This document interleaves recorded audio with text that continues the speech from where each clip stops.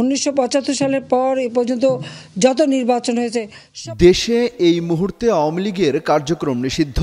এরই মধ্যে আগামী জাতীয় নির্বাচনের সময় ঘোষণা করেছেন প্রধান উপদেষ্টা ডক্টর মোহাম্মদ ইউনূস। তাহলে এই নির্বাচনে কিভাবে অংশ নেবে আওয়ামী লীগ?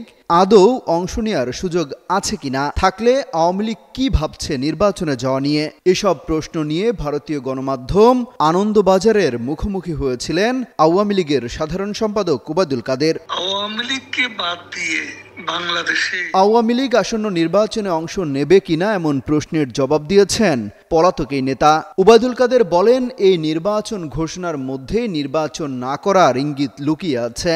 আওয়ামী লীগকে বাদ দিয়ে বাংলাদেশে কোনো গ্রহণযোগ্য নির্বাচন হতে পারে না বলেও মন্তব্য করেন তিনি। ওবায়দুল কাদের দাবি করেন, দেশের ৪৫% বেশি মানুষ আওয়ামী লীগের সমর্থক। এত বড় জনগোষ্ঠীকে উপেক্ষা করে কোনো নির্বাচন সম্ভব নয় বলেও মনে করেন তিনি। আনন্দবাজারকে দেয়া সাক্ষাৎকার ওবায়দুল কাদের জানান, তাদের সংগঠনকে এখন আরও শক্তিশালী করাই সবচেয়ে জরুরি কাজ। বর্তমানে তাদের দল, অস্তিত্ব, আদর্শ ও রাজনৈতিক ভিত্তি হুমকির মুখে বলে স্বীকার করেন তিনি। বলেন, এখন সংগঠনকে গোছানো হচ্ছে। আওয়ামী লীগ একটি গণভিত্তিক দল, তাদের শক্তির মূল উৎস জনগণ। আমার বিরুদ্ধে মার্ডার কেস দিচ্ছে, ওয়ারেন্ট ইস্যু করেছে। শেখ হাসিনা দেশে ফেরা নিয়েও মন্তব্য করেছেন তিনি।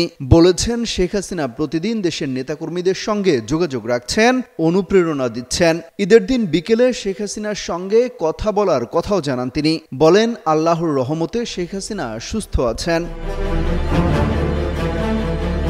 তবে দেশে ফেরা নিয়ে বলেন, শেখ হাসিনা আগেও বলেছেন দেশের জন্য তিনি ফিরবেন এবং যারা তার বিরুদ্ধে ষড়যন্ত্র করেছে তাদের শাস্তি হবে। তবে তিনি কবে ফিরবেন তা এখনও বলা যাচ্ছে না। সবকিছু নির্ভর করছে দেশের রাজনৈতিক পরিস্থিতি, জনগণের মনোভাব এবং আন্তর্জাতিক পরিবেশ পরিস্থিতির উপর।